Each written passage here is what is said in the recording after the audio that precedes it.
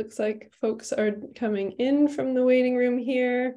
We'll get started in 30 seconds, just letting everybody get their screens loaded up. And you'll see there's no option to turn video off or on because this is a webinar format, but the chat will be open. And we'll make sure that that's the case. All right, see lots of people joining. Welcome, everybody. Welcome. So lovely to have you all here, even though we can't see you, unfortunately. All right, I'm going to get started here. My name is Stephanie Krolik. I am the program coordinator here at Take Me Outside. I'm one of your co-hosts, and this is our very first session for Take Me Outside week. So we're kicking it off. Whatever time zone you're in, it might be early morning, it might be getting into the later morning, or even afternoon Atlantic time, but we're so happy to have you all here on behalf of Take Me Outside and our partners. If you've been to one of these events before, it's great to see you again. Welcome back. And if this is your first time, then we hope you have a great week and you're able to come to lots of different events and activities, and they're all going to be fantastic. So our mission, if you're new to Take Me Outside, is to encourage students and teachers to spend time outdoors and to have that time as a regular part of their everyday learning. And that spans beyond just the public school classroom. That's all types of educators, early childhood, homeschool communities, parents, school admin. Everybody is welcome at these events. And we're so happy to have such a diverse and passionate group of educators joining us throughout this week. So welcome. I am calling in from Vancouver Island in British Columbia. And where I live is the traditional and unceded territory of the Coast Salish peoples, and more specifically where I am, the Kawatsin people, the Cowichan tribes, and the Hulkaminam speaking people. And today I won't be talking for too long because I'm going to hand it over to Haley from Natural Curiosity. And Haley will take over for a minute. And then, of course, who you're all here to see. We've got Joe with us here today, and yeah, I won't spend too much longer talking. I'll pass it off to Haley for now.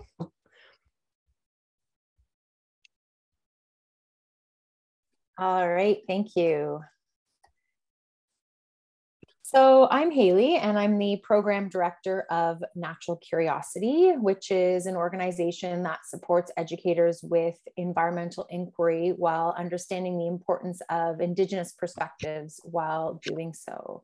And I'm really excited to be leading another session for Take Me Outside week. Last week, I had the privilege of listening to David Robertson, the author, join us. And today, really excited to have Joseph joining us to talk about so much. I'm not even going to put him in a box of what he's going to talk about because that's impossible.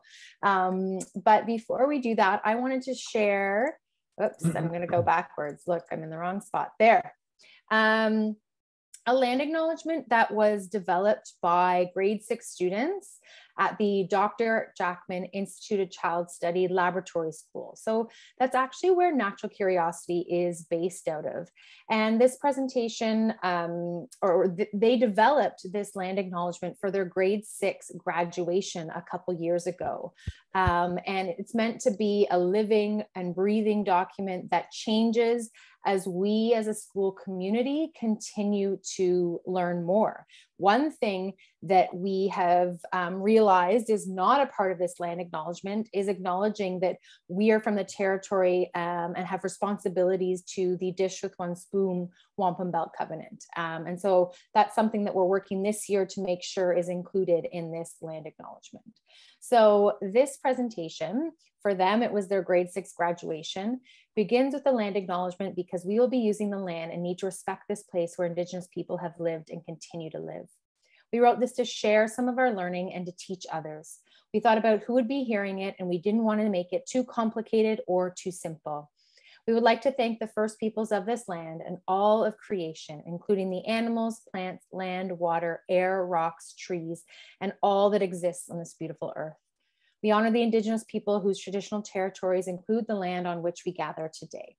So I'm coming from the Toronto area, and so sharing this land acknowledgement. The Petun, the Wendat, Mississaugas, the Anishinaabe, the Haudenosaunee, and other nations whose names we no longer remember because of the impact of colonialism. We want to honor the treaties that were made with the land and between First Nations and the Crown. Treaties should be honored no matter what political party is in power. The story of Canada that most of us know is not the whole story. We have been learning from Indigenous sources about losing language and culture through residential schools, and also about ceremony, celebration, and strength of community. When we're thinking about doing something to the land, like dams or pipelines, we should ask Indigenous people first, because they have lived in balance with nature for thousands of years. We have lost our relationship to the earth by doing things like polluting and taking too much. We need to ask ourselves, what is more important, what I get out of this or what happens to the land? We need to think 7 generations ahead. What we do today, how will that affect tomorrow? We invite you to do the same. So again, just wanted to start with the words of students and their interaction with developing a land acknowledgement, where they wanted to challenge themselves as well as challenge the people in the audience at their graduation to think more deeply about what a land acknowledgement can be and can mean. So thank you for listening to that. So just wanted to share that Natural Curiosity has had a great opportunity to work in the past with Joe. And so I'm going to just share some links for some free accessible resources to support more conversations or continue this conversation that Joe is going to begin today. So just going to share the link there. I think we're not play the webinar. So just grateful to continue this relationship and partnership as we as an organization continue to learn and support, well, having Joe support us in our understanding. And so this is another link that we created for the Ontario Science Centre, talking about the importance of Indigenous perspectives in STEM. The first one was a webinar with Joe, as well as Doug, who's the co-author of Natural Curiosity. So just sharing these resources for educators to have access to continue. There we are, out on the land in Peterborough, Ontario, in minus what, 20 or 30 degrees, filming that video. So fun times. We've had some good times together. And yeah, I am going to pass it on over to Joe Pitawanakwat, who is, well, it says here, an Anishinaabe learner and educator. We are all continuing to learn. I love that.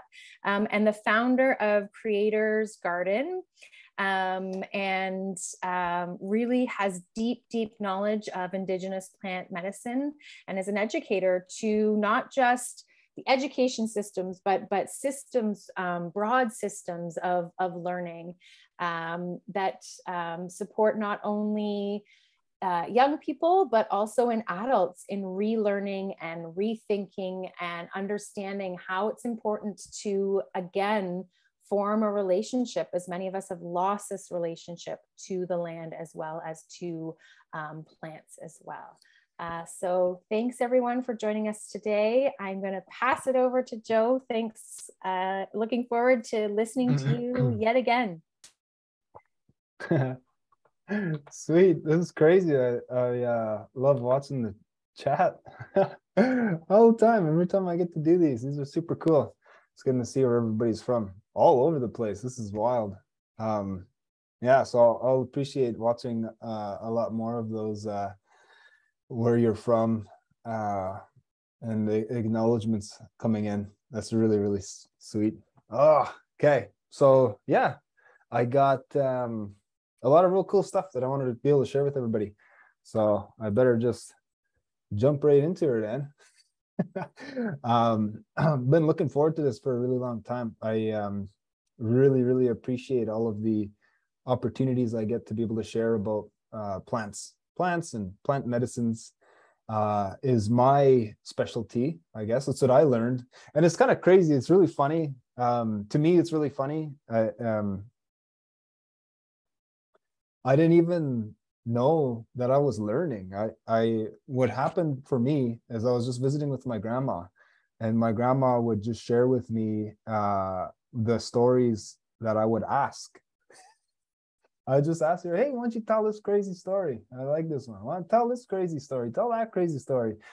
And my wife was the first one to realize that that I liked asking her about plants. Because for me, the craziest thing was that my grandma never had a hospital. She didn't have doctors, and the hospital was so far away when she was growing up. And then when she was raising her family, they were so far away from the hospital, it wasn't even an option. And then so when my grandma started to build her family, she was about halfway through her kids. She had 9 kids in total. She was halfway through, and she was pregnant with my mom. And then she was like, okay, I want to go test out the hospital, because they had a car, they had a vehicle. They would be able to drive to the hospital and have the child there. And it's really funny because, or it's even more funny, I guess, because my grandma's a midwife. She was a midwife in our community. It was her job in our community growing up. She worked with her mom. They delivered so many children using plants and medicines and kind of just supporting the family that way.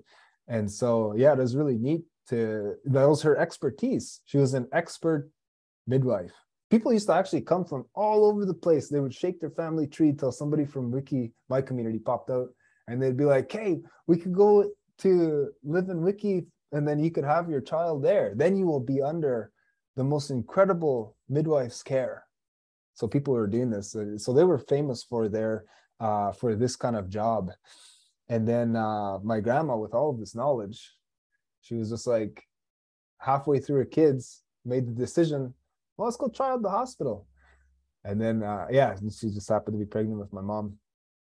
They went to the hospital, and there was like a big accident that happened. My grandma tried to tell the nurse, like, the baby is coming right now.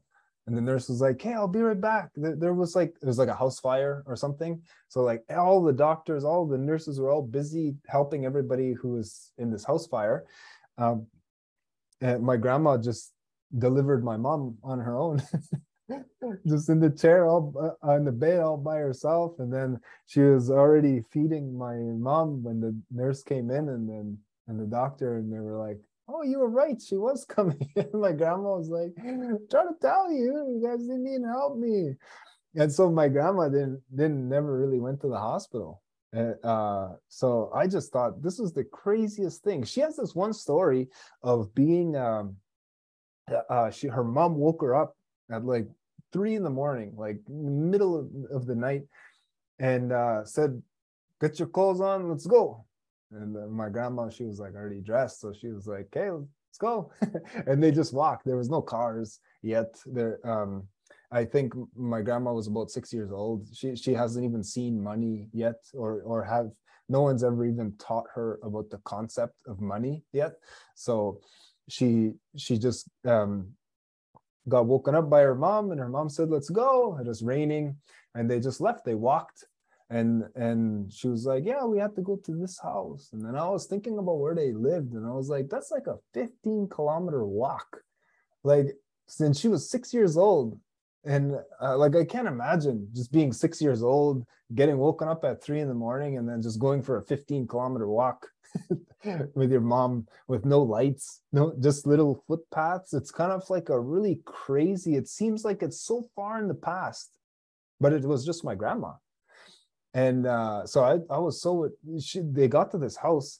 I was so fascinated with all these stories. They got to the house, and her mom walks in and says a few words, and then she starts ripping up her sweater. She had a real nice flannel sweater on, and she started ripping it up. And then her mom, my grandma, she was like, I was watching my mom just tearing apart her clothes. And I thought, oh no, I'm so embarrassed. But she took a piece of her clothing, and then she asked, where's your matchbox? you know, like a little box that has all of the matches inside with the little bird on it, the red bird matchbox. And she took the sleeve off and she just flung all the matches on the floor. And then she put the little piece of her jacket, her sweater inside. And then that's where they put the baby. And so they put this tiny little baby fit inside of a matchbox. And just for clarification's sake, I'm not talking about those little mini matchboxes that are like this size, like more of like the bigger matchboxes. They have like 500 matches inside. So, you know, it's, but like to put a little baby inside, look, that's a cell phone. It was like smaller than a cell phone, that baby. And she sat in front of like a little wood stove with that baby and fed it with a little teaspoon, and they would rub oil on the baby so that it didn't dry out, I guess. And that was my grandma's job when she was 6, was to hold this baby for like 2 months and feed it with a teaspoon and make sure it doesn't dry out. It was like a little human baby. It was just the most wild thing. And then the baby's the mom couldn't produce breast milk anymore because the baby was too small, and so the mom's breast milk went away, and there was nothing to feed the baby. But her mom knew so much about how to take care of babies that she told when she first got there, she was ripping apart her jacket, and she told the husband and the sons or whoever was there to go fishing to catch whitefish and bring back those whitefish as soon as you can. And so they left. They came back a few days later, and then as the breast milk, the only food for this baby, was disappearing, she had taken those whitefish and made this broth, cooked them inside of like a big pot. It was basically like a big pot of soup, but it cooked for such a long time, like 30 something hours. These fish were cooking, and then they strained it out and they took that broth, and that's what they fed the baby. When the breast milk went away, they knew that the whitefish was going to be able to give that baby everything it needs to be able to grow, to be able to be healthy. And that baby now too, my grandma always joked. She was like, yeah, I used to hold her when she was in a matchbox. And now this woman, she's got to be almost 80 years old, or she probably is turning 80 years old today in my community. She is still alive, but she's like 6 feet tall. She's massive. And so you think when a baby is born this small, they're not going to have the chance to be able to grow up. They're going to be a lot smaller. But this woman was massive. She's huge. And to see an older woman that big is so cool. She just walks. Every time she walks into a room, like everybody just stops, and it's like, that's the biggest old lady I've ever seen. And she just commands all of the attention. It's super cool. But like, I just can't imagine growing up without a doctor, without a hospital. She has to use plants as medicine, and she has all these wild stories about how do you live without a hospital? Because, like, you know, we're so lucky, maybe I guess you could say now, that we have like little hospitals on wheels called ambulance, and I could stop breathing right now and pass out on Zoom, and then somebody here, hopefully, I guess, would call 911, right? And then a little hospital on wheels would be here in less than a minute and bring me back to life. Like, to not have that luxury is super crazy to think about. So I was always super fascinated visiting my grandma. Like, how do you just use plants? It's the most wild thing that I could ever picture. And so I just was so fascinated with this idea. And to me, I was just listening to crazy stories from my grandma. But really, I was learning. I was learning about all these different plants. And so I started, when my grandma was talking about all these different plants, she kind of sounded like she missed them, like she wanted to go and see them again. and she was old enough that she couldn't like travel around in the forest anymore. So I said, well, we'll bring some to you then. Me and my wife will go find them, and then we'll bring them. So my grandma would just describe the way the plants looked. Then me and my wife would go and find them and bring them to my grandma. And then she would make her tea, or she would smell it again, and it would remind her of when she was a kid. And then she would tell us all these other stories of all of the experiences that she's had with all of these plants. And for me, what happened is people started to know that I was finding these plants and picking all these medicines. So then they started knocking on my door, and they're like, hey, I heard you pick this plant. I want that. There's something wrong with my lungs, or there's something wrong with my teeth, or there's something wrong with my bones. I need that plant because it's going to help me. That's what my grandpa said. Or that's what my auntie said. And so it just kind of happened. I was just picking all these plants for all these people, just giving it to them, and they would take these plants home. And then I would see them at the grocery store like a few weeks later, and they're like, hey, you remember my like, I remember one lady, her pinky was here, I'll even just show you. I'll add this. Was super funny. So this lady, let me go back here, and then I will go here and here. Yeah, so I met this lady. This is, we call this plant Zisagopamish. It's a super, super common tree all over the world. It's called willow. This in particular is Beb's willow, Salix bebiana, but all willow trees are used the same. I had this lady come up to me, and she was like, look at my pinky. And her pinky finger was crooked. It was going off to the side. And she couldn't bend it. And so every time she went to go and drink something, because her pinky doesn't bend, it stays up in the air. And so she called it her pretentious finger. Like, it was when she's trying to be super fancy all the time, but she's not trying to be fancy. It's just that finger can't bend. And she said, I just want to fix this again. And your grandma told me you picked this medicine, and you make this medicine that'll help my finger go straight again.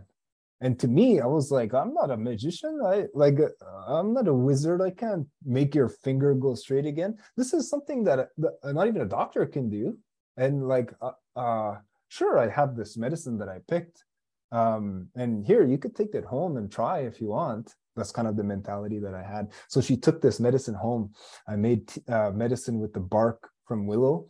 And it's super, super simple, super fascinating the way my grandma talks about it too. She's like, willow, this medicine, what makes it special is that it's super flexible. So like, you use it to make hoops or dream catchers, or you use it to make like wicker baskets where you weave all of the willow sticks together, and you could make like a chair or a basket and stuff like that. So willow is super flexible. And I found out that willow, even in the middle of winter, there's these chemicals, it's almost like antifreeze inside of the bark, that make it so that this tree doesn't freeze until it's exposed to beyond minus 80 degrees Celsius. That's something that I've never even experienced before. But this tree won't, even in the middle of winter, it's still wet and it's still super flexible. So my grandma says, when you start to get stiff and sore and joints are stuck and they won't bend, like that lady with her pretentious finger, her fancy finger that won't bend, she said, you're just going to have to use the willow. It'll make you nice and flexible again. That's the gift that it has. So I was like, oh, okay. So we went out and made this medicine for this woman. She took it home, and like not even a month later, I saw her at the grocery store, and she was like, look. And she just went like this with her hands. I completely forgot I even gave her any medicine whatsoever. And she's a woman I don't really talk to too often. So for her to come up to me to the grocery store and start going like this, I don't know. I said, what are you doing? What does this mean? And she said, oh, I use that medicine. I thought, oh yeah. And she's like, look, I could bend it all. And her pinky finger, it wasn't like crooked shooting off in one of the directions. It was straight and she could bend it again. And I was like, what? How the heck? It seemed magical to me at the time. And so I thought, oh, that's a really incredible gift that Willow has to be able to share. And I found out that arthritis is the #1 disease that affects First Nations people on the planet, Indigenous people around the world. Most of them, arthritis is the biggest issue. And certainly in Canada, it is with our Indigenous people by a landslide. Arthritis is the worst. And I was like, giving this medicine away to like anybody and everybody that I could, because I know that it works. I mean, it worked on this one woman, and then it worked on all these other people. And then the more I gave away, the more that it was helping. Then I started teaching massive groups how to make it. And then pretty soon there was almost no arthritis. And all thanks to Willow. And, you know, my favorite thing too, that I really want everybody to understand, is that Willow is showing you too. Like it's telling you that this is how you can remember me, or this is a gift that I have to be able to share, is that, yeah, I'm really, really flexible. So when you start to get stiff and sore and your joints get stuck, this is what you use to make you nice and flexible again. So it's a part of this plant story. And that's one of my favorite ideas, is that every plant has a story that it's sharing. And it's our job living in this part of the world, living as, like, I don't know how to say, I mean, it's super interesting that we have computers and Zoom and TVs and tablets and all this stuff. That's super interesting, but this is all brand new to us. Like I said, my grandma, she never even knew she didn't know what a car was until she was a teenager. She didn't even see a car, and she didn't see money until she was a teenager. All of this stuff is super new to us. How did humans, so like, just to get an idea as to the scope of what we're talking about, we're natural beings. We're like natural animals or people. And we've been here for like 350,000 years. We've existed as this species, as this being. And almost nothing has changed for us. For 350,000 years, we've been pretty well the exact same. And we've been living a certain way that entire time until just now. Just now, in the last couple hundred years, like lots of things changed to farming and technology that we have now. This is all super brand new. And my grandma, just the life that she lived, the way that she was raised, she had a really close connection to being natural, and you know, the way that we have always has been. So like, you know, we didn't have doctors until recently. That's a very new thing. And Shoppers Drug Mart is a new thing. And my grandma, yeah, she just used plants. And so it's just like it's just an old way of living. And the way that she would describe people when she was young is everybody was very, very strong. Now when we think about getting older, we think about older people, thinking about grandmas or great grandmas and grandpas. We usually think of like nursing homes and being really weak. My grandma was like, that's not the way that I used to be. We used to always be super strong. Like even if you were 90, there would be people when she was young who would be over 100 years old and they were still going moose hunting and still setting nets and plowing their garden with a giant metal tractor, like these very difficult things to manage. And so you were always really, really strong. And so there's something that changed. And I think one of the most important things that changed in the last short while is that we become very separated from the land that we're designed to grow on or grow with, and to design to be in constant connection with. Because like you see what happens with me, I see somebody who has lived their life separated from the land. They're living inside of four walls, inside of a house, inside of an office job with a chair, and all day, you know, just like calling people, punching in numbers, and just working, you know, in this, you know, not doing what we naturally have done: hunt, fish, garden, all of this stuff, right? And so because she was separated from that, her body starts to not work properly. She develops disease. And all we needed to do is reconnect her to one knowledge and one story. That is the knowledge of willow, and to connect her to that one part of the environment. And then her fingers are all growing back straight. And so I was like super fascinated with this idea.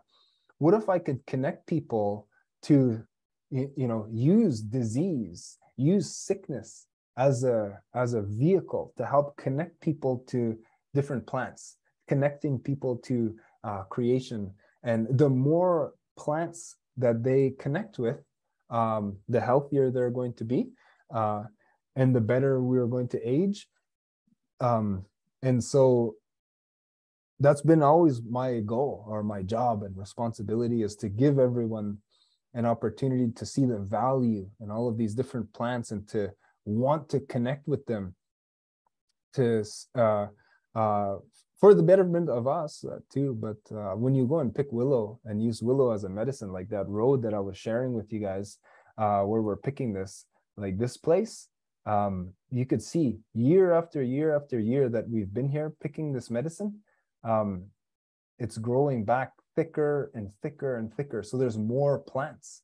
So when we do things the right way, every single plant that we pick, we can be helping. And so if we're able to help all of these different plants, and then everybody who benefits from those plants, like all of the bugs, all of the pollinators, all of the birds, all of the animals that use these plants as food, it's going to benefit them as well, because we're causing there to be more plants. It's also really good for us, because we're going to be happier and healthier for longer. And so I really think that this is a really important process. So I wanted to share with you guys just a couple real quick, and then I will we'll maybe tackle some questions towards the end. It's already starting to run out of time, but this is the most fascinating thing for me, is that all of these plants are communicating to you. They're all teaching you and trying to tell you stories every time you walk by, just like a comic book. You know, you read a comic book, you see these images, and you piece them all together, and then you have a story. I think if we look at plants, you could do the same thing. You could see all these different images at all different times of the year, and you could piece together and understand the story. So this plant is super, super special to me. It's a plant called St. John's wort. We call it Nsidain the Boimshkike. This one is from Europe. It's Hypericum perforatum from Europe. So it's not even native to here, but it has the most incredible story. This one actually helps with happiness.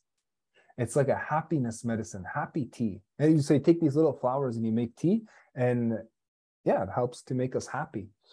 One of the things that it does, a part of the story that it has, is these flowers, they will, these flowers, they'll bloom. They're really interesting with when they choose to bloom. So here I want to share with you guys the story of St. John's wort. What happens is flowers, as soon as the buds are ready, the flower opens as soon as possible, so that it can attract pollinators, and it pollinates, and it creates seeds and spread itself. And so all of the plants, what they do is they try to make flowers as soon as possible and attract pollinators as fast as possible, so they could make as many of them to make the most of the short season, because we have winter and things like that. So all plants are designed to make as many seeds as possible. And so they are required to bloom as immediately, as fast as possible. And St. John's wort is different though. It does something different. It'll make buds, but it won't bloom right away. It won't bloom, it'll just stay there. And you think like, what the heck? What is it doing? How come it's not even blooming? It's all ready, and a bunch of more buds will appear, more buds and more buds and more buds, but it won't bloom. And you think, how come it's pausing? It's waiting for something. What is it waiting for? And then what happens is every year in the summer solstice, it's called. It's the day of the year in the middle of the summer, like June 20th, 21st, around that time, is the longest day of the year. That means the sun is out for the longest amount of time, and then the night is really short. And so on the summer solstice, when there is the maximum amount of sunshine, that's to the day. Every single year that I've lived in Peterborough, like 7 years now, I have some St. John's wort in my front yard. And to the day on summer solstice, all the plants pop, all the flowers open. And so you think, like, if we're trying to understand the story of St. John's wort, it has something to do with sun and the sunlight and the sunshine. Because you even see these bright bright yellow flowers, just like the bright yellow sun. It's there's a special connection there. And so what we do then is we pick all these little flower petals, and it's super, it's picking medicine is hilarious, because I'll go out and we'll pick St. John's wort flowers for days, and your back gets real sore just picking all these tiny little flowers, and then you fill up this little basket, and like all day it can take for just a couple little flowers here and there. It takes forever to fill up a basket. And then you got to lay everything out, let it dry. And then what you do is you grind it all up and you make like a dust, like a powder. And so you take all this days and days and days of harvesting this plant, and your back hurts, and then you're getting stung by bees, and they have these goldenrod crab spiders, they're called. And these spiders are super aggressive. Like every time you go to the flower, they'll come at you. And then you might think, oh, like, oh, hilarious, this little spider thinks he could take me on. And then, like, sometimes when you go to this flower, you could see those goldenrod crab spiders will be eating a massive bumblebee. So they'll like catch huge bees. And then I always think like, well, I'm really scared of bees. They really, really hurt when they sting you. And then here's this spider that I was just teasing, because I think, oh, look at this spider, thinks he's all macho, like he could scare me. He's the size of a penny. And then the next day I see them holding bumblebees, and I'm like, well, okay, well, they're pretty brave, I guess. I better not mess with this spider. But like when you're going and picking this plant for days, after you grind it all up, you barely even have like a tiniest little jar. You hardly even have any. You think all that work I did, and it's all reduced to this tiny little tablespoon. But yes, we harvest a lot of it every year. And here, I really wanted to show you guys something. Another part of its story is, remember, this is happiness, right? This is a happiness medicine. One of the things that you could see on this plant that makes it different than any other plant is, you see those leaves? Those leaves are full of tiny, tiny little holes. The sun shines right through the leaf, which doesn't make sense, because if you learned anything about photosynthesis,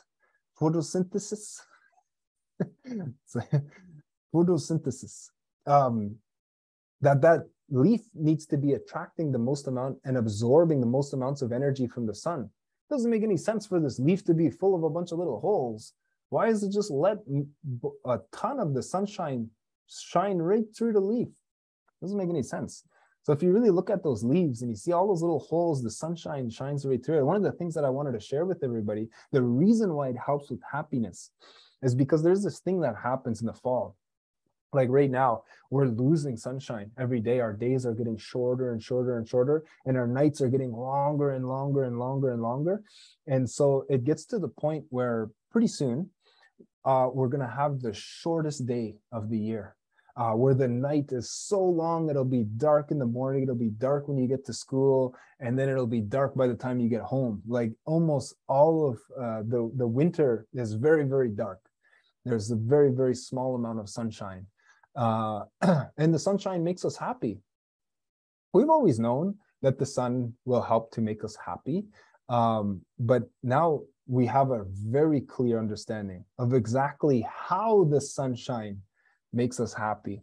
You have this little chemical that your body makes, this little happiness chemical. And what happens is the sunshine has enough, or is supposed to have, enough radiation to be able to penetrate through your skin, to pierce through your skin.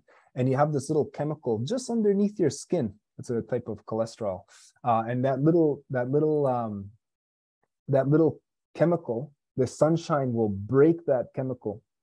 And when it's broken, it travels through your body and it gets to your liver or it gets to your kidneys, and your liver will grab that chemical that the sun broke in your skin, and it'll create something called, it's called 25-hydroxycholecalciferol. That's vitamin D.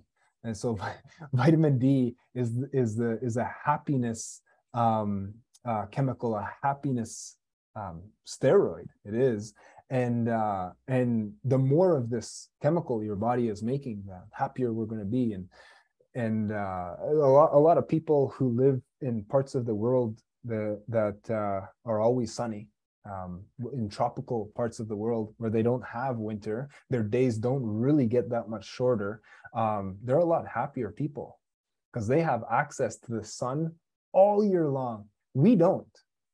What we have to do instead is we have to harvest the sunshine in the summer. And that's what this plant helps with. It's our sunshine. We pick it when there's been the most amounts of sun, the longest day of the year, and this flower blooms. We harvest that sunshine in the summer so that we could use it in the winter. And we start waiting. So we use all these little flowers. We pick all those little flowers, and then we make that little yellow powder to make tea. And that's what we use in the winter. So that now what this medicine does is super cool. It makes your skin more sensitive to the sun. And so when there's less sun available to us in the winter, we're making our skin super sensitive to the sun, so that the little bits of sunlight that we have is enough to make that happiness chemical, to break that underneath our skin, to get to our kidneys and then our liver, and then make that happiness chemical that we need. And so this is a way that we harvest the sunshine in the summer, so that we could have, we're not having more sunshine in the winter, but it's more effective. We're making the sunshine as effective as possible in the winter. And so if you're just listening to the story of this plant, you see the way the sun shines through the leaves. This almost doesn't even make sense. And then when the buds don't bloom, they don't bloom, and they wait until the summer solstice, the longest day of the year, and then they pop, then there's something really interesting. And the idea here is that we could piece together a story of how this medicine can help us live in this part of the world, that we, if we are separated from the land and we're just living in our homes and we're living in four walls and we're not going outside, we're not going to be able to be as happy as we can be. And then certainly too, when you're looking at us, probably most of us living in Canada, we have winter. We have a huge part of the year where there's almost no sun. And the more north you go, the worse that gets, to where there's actually no sun. And so this is a really important knowledge for us to connect with, so that we can live in this part of the world and have access to the sun. So I hope that makes sense. Wait, 1 second. Oh. Yeah, so I hope that makes sense. Every plant has a real cool story. I wonder if I could just share with you guys another one real quick. This one is super fun too. Okay, this is a really common tree. There was somebody like from Africa here, so maybe not in Africa, but it's a very common tree here. Actually, I could be wrong. This is why I like speaking to huge audiences, because I'm talking about plants from this part of the world, but really plants all around the world all have stories that they're sharing. And if we could learn how to understand those stories, we could learn how to utilize those plants from all over the world. So this one is super fun. Azadi, we call it. so this one's up on the screen so you could actually see and remember. It's trembling aspen or quaking aspen, trembling poplar or whatever. Populus tremuloides is the Latin name. Oh man, I love all your comments. This is the best part of these virtual things. But anyways, this Azadi, this tree is super cool. Poplar, it's super popular everywhere. And it has a really special story. It's called trembling aspen and Populus tremuloides because the slightest breeze and the way the leaves are shaped and the way that they are situated is the slightest little breeze will blow against this tree and the leaf will what they do is they slap each other. The leaves will slap each other. It'll be slapping the branches. And so when the smallest little breeze hits this tree, it sounds like water. It sounds like waves. And it's super calming and relaxing. And the leaf is a darker green color on top. And then on the bottom, it's like really silvery color. So when these leaves are flapping around, it's all of the leaves are just shimmering from dark green to like a silver color. And to see this, like when the wind hits it, it makes the most soothing, relaxing sound. But it also like is just visually mesmerizing to see the bright yellows and the dark greens. And you look at this tree compared to all of the other trees around it. None of the other trees are moving. The leaves on maple, they just sit there. Ash will just sit there. Like this, I couldn't even barely feel the breeze on my skin, but look at the leaves on this tree are just trembling. This is the tree that we look at to know if it's going to rain too, because this tree is real greedy. You know what it does? It loves water, but it won't send deep roots into the ground to find water. It leaves its roots right on top of the ground. It's like real lazy that way. And so what it'll do is when it's going to rain is the leaves of this tree, they're all kind of dark green looking, but the leaves will all switch like this and they'll act like a funnel to grab all of the rain and send it into the roots. And so you know if it's going to rain when it could be a cloudy, gloomy day and you might think, oh, it's going to rain. But you look at poplar and if poplar is green, it's probably not going to rain. But when poplar turns silver and shows the bottom of its leaf, to collect all that water, that's when you know, oh, now it's going to rain. and then you could dress appropriately. So this tree, it does something to you. It does something to everybody who sits underneath this tree just for a few moments. You could just see the shimmering, the sound that it makes. It's just so calming and relaxing. And that's actually how we use it as medicine. My favorite thing is to use this as a bath. We take all of that bark off of the tree and we make a really nice big pot of tea. And then that's what I pour in the bathtub. And then we soak inside of that tea. And it's the most amazing thing. If you've ever seen somebody with like a rash, when a rash looks really angry and it's like really red colored rash, and there's dry skin flaking everywhere, and you see that the skin is just not happy. The skin is mad. This is the medicine when you soak inside of that pot of tea, or you put that pot of tea in the tub, and you're soaking in this medicine. This medicine will just calm down your skin. And so when you get out of the bathtub, all of that redness is gone. Everything is just calms right down. Or even if we make tea and we drink it, when we feel anxiety, when we feel like you can't relax, you can't sleep at night, it takes forever to fall asleep because your mind is thinking about all these different things. This is the kind of medicine that we use to just calm ourselves down. And then so we could just relax and fall asleep. Or my favorite is when you eat bad food. This is going to happen to everybody in like 2 weeks. When you eat too much candy and you just have like this really terrible gut rot, you just eat so much candy and it's all sitting in your stomach and it's all super aggressive, really mad feeling. And when you close your eyes, you could just picture your stomach is just red and mad. then we have a couple of drinks of this medicine and it just calms everything down, takes all of that redness and agitation away. And so you listen to these trees, listen to what they're saying. And we could see, yes, poplar just calms me right down. And so this is what I'm going to use whenever something is really agitated and aggressive. It's just going to calm that right down. And so I really like listening to plants and allowing them to be our teacher. And I think, yeah, you know, we're designed to be in constant communication with the land that we're living on. We're designed to be always connected to it, always engaging with it.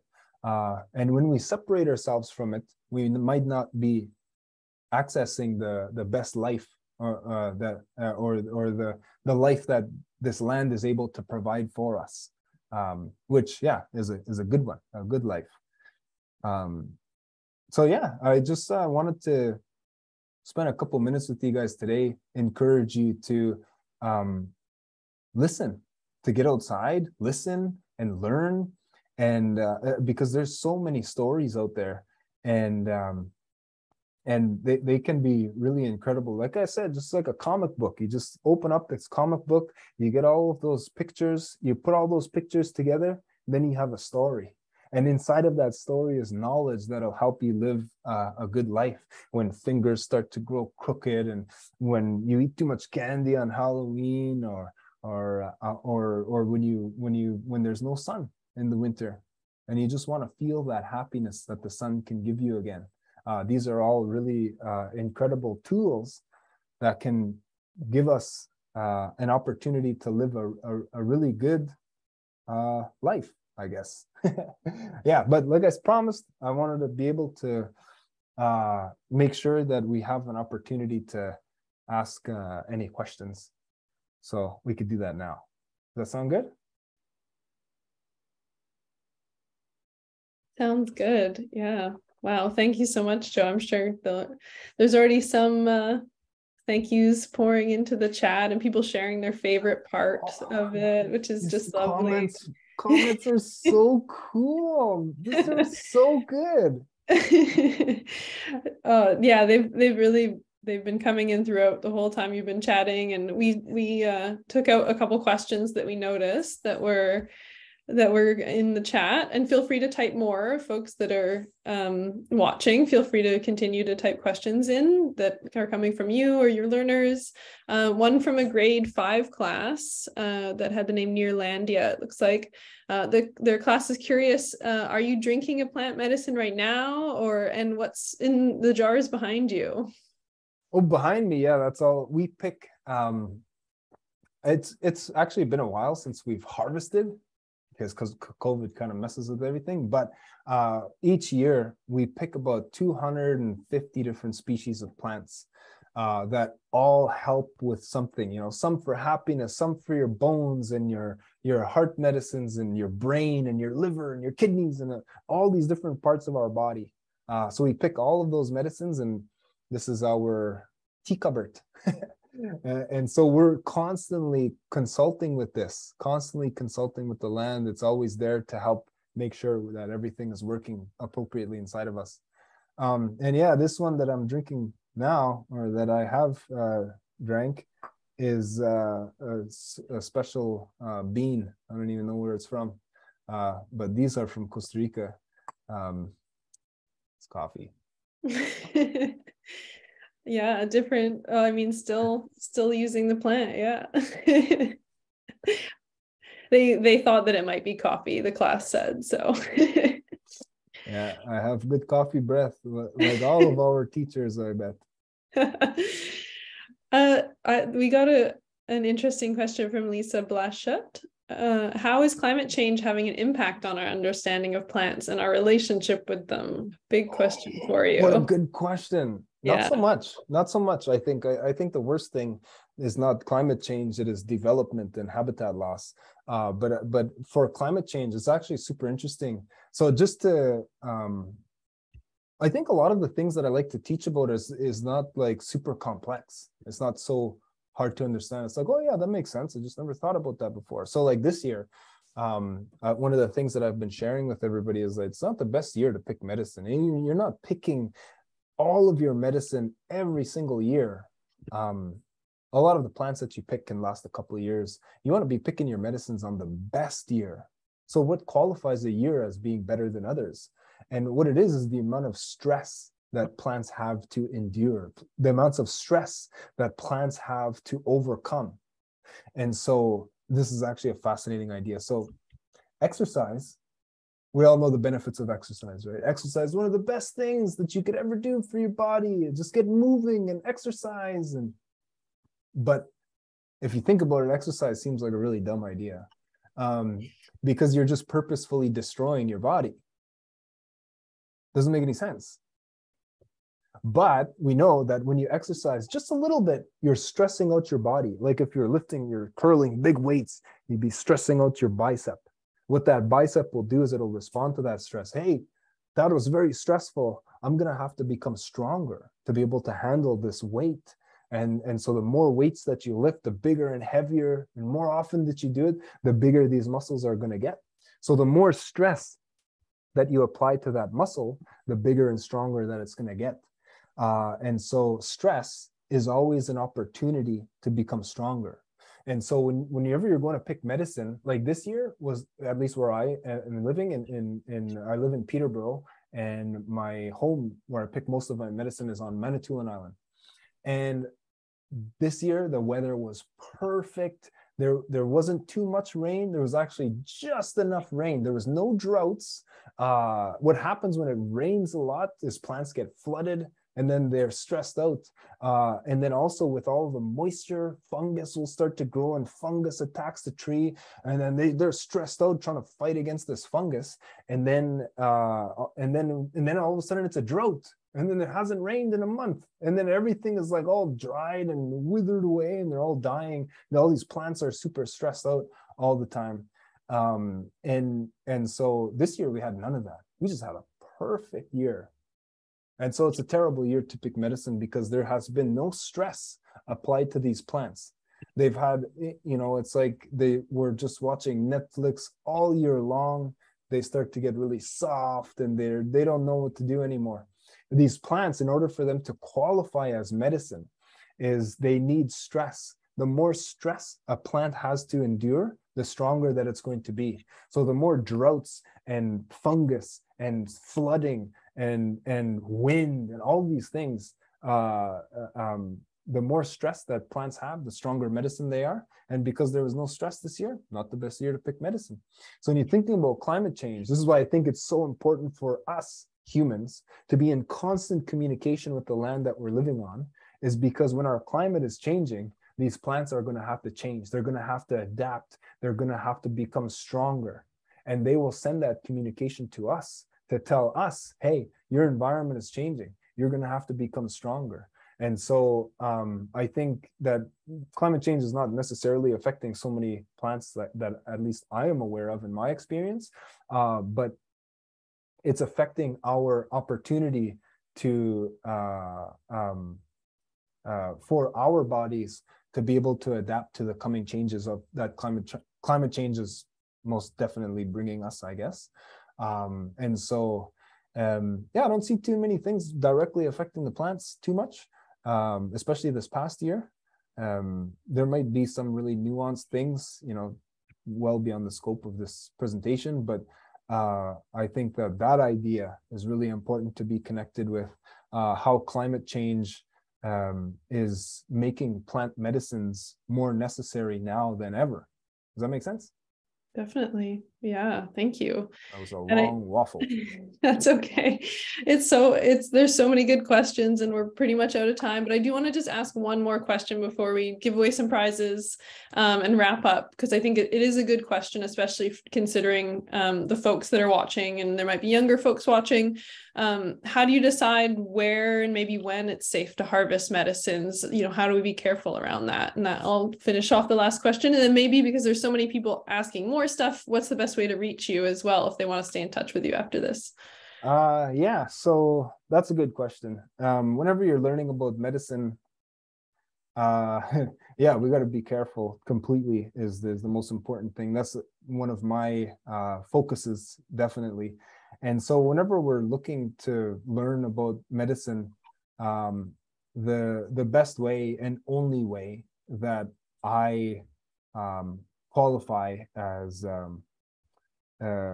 appropriate, I guess, is with somebody, with an expert, somebody who has done it, somebody who has been doing it for 50 years. You know, they're going to be the ones who can guide us into the most appropriate way to engaging in that medicine. And so we have to be doing this with other people. And so I encourage everybody now more than ever that we are responsible for identifying knowledge holders in our local communities and getting outside with them. That's the only place that this can actually happen. There's actually a lot for each species of plants, especially the ones that I mentioned. There's a lot that has to be learned and understood about environmental toxicity, like all these different things, appropriate time to pick them, because, you know, if you don't pick it at the right time, you're going to die. And so, you know, you got to get it at the right time only. Because it's a really delicate practice. And so, yeah, this has been my job, I guess, is to be responsible for providing as much of this experiences as possible through our business. It's called Creators Garden. And we have some really fun resources coming up pretty soon to be able to do this much more effectively, I guess. And so you could find us on Facebook and YouTube and Instagram and all these other places through Creators Garden if you want to learn more. Amazing. Thank you. Just so, yeah, I think there's so much inspiration to be taken here and to head outside and just, yeah, and start the relationship with wherever you are listening in from and calling in from today too, and making some friends with your local plant folks that are near you. And I'll let Haley say a few words before we finish off here, and then of course the prizes. I'll be quick because prizes. Yeah, just again, want to say miigwech, thanks for joining and for sharing stories, because I think, as you've said, you know, stories are also an important part of forming relationships with plants. And I've heard you say before, Joe, that like when you meet a person, you know, you introduce yourselves and you learn their name and you learn, you know, what their gifts are. And I've so appreciated that you said we should be doing the same thing with plants. And so just encouraging everybody throughout Take Me Outside Week, but throughout the entire school year, go outside and introduce yourself to some plants and learn their names as well and what their gifts are as well. So thank you so much for the stories and learning so much more about the plants that you mentioned, and also encouraging us to do the same, to begin to get to know some plants in our local areas. Mm-hmm. Yeah, thank you. I knew Haley would say it well at the end here. And we'll jump to some prizes real quick before saying goodbye. And I'm gonna make sure we chose people randomly from the attendees list, but I have to make sure they're still here. So we're giving away a few prizes, and a lot of that, and thanks to our partners. So Natural Curiosity, of course, we've got Haley here from Natural Curiosity, who's giving away one of their second edition books, The Resource for Educators. Fantastic resource to have. And as well, the nonprofit outdoor learning store, amazing place for resources. I saw someone asking in the chat where they could find guides to plants in their area, and the outdoor learning store actually has some amazing spots to look at those and check those out. And we also have one last partner, MEC, who has helped us in putting this week on. So big thanks to those folks. And so we have a gift card to the Outdoor Learning Store, $25. We have $25 to spend at the TMO store. So shirts, hats, journals, waterproof journals, I may add. and then of course the Natural Curiosity book. So I see that, so if we say you've been randomly selected, please message us with your email right away to the hosts and panelists so that we know that you've heard this and received it, or then we'll pick someone else. So our winner of the $25 gift card to the TMO store is grade 4 La Freniere. Are you here? Please message us to claim your gift card. Thank you for joining us too. And thanks to everyone who stayed near the end. I know we went a couple minutes over. I wish we had another hour. But I know that keeping in touch with Joe via Facebook and Instagram and all that stuff is also a fantastic way to hear more. Oh, and I see, yeah, we've got an email to claim that gift card. Amazing. And our winner of the Natural Curiosity book, let's see if they're still here. Ashley Shaw, are you still here? Congratulations if you are. Yay. Awesome. Message us. I see Ashley in the chat. Awesome. Message us and we will, oh, look, Haley has it, and probably send it from her hands to yours in the mail. And that shows how amazing and like informative it is too. Look at that. Awesome. So Ashley, send us your email, please. Thank you. And then the winner of the gift card to the Outdoor Learning Store, I'm going to check if they're still here. And sorry if you had to leave, because that is, I know, because we went over time. So to the Outdoor Learning Store, we have Riverside 6A Calgary. Are you still here? If you are, message us. And in the meantime, I'm going to say thanks to everyone for being here. Just so much gratitude that we could share this space together. I wish we could have seen all your faces, but the chat was fantastic. And just, I feel so lucky to be able to host these webinars throughout this whole week. We hope you can come to some of the upcoming activities and events too. We have a whole packed week full of them, and Alyssa will put that link in the chat to check the schedule for everything coming up.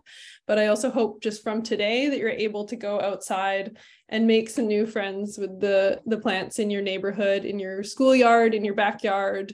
And many thanks to Joe for helping facilitate that and create those new connections. I feel so inspired, and I'm sure everybody else too. There's thanks pouring in through the chat. So I'll let that run for another few seconds, and then I will say goodbye and see you all very soon. We have actually another webinar happening at 10 Pacific, 1 Eastern, so very soon actually. So see you all soon, and thank you so much. Take care, everybody. Bye-bye.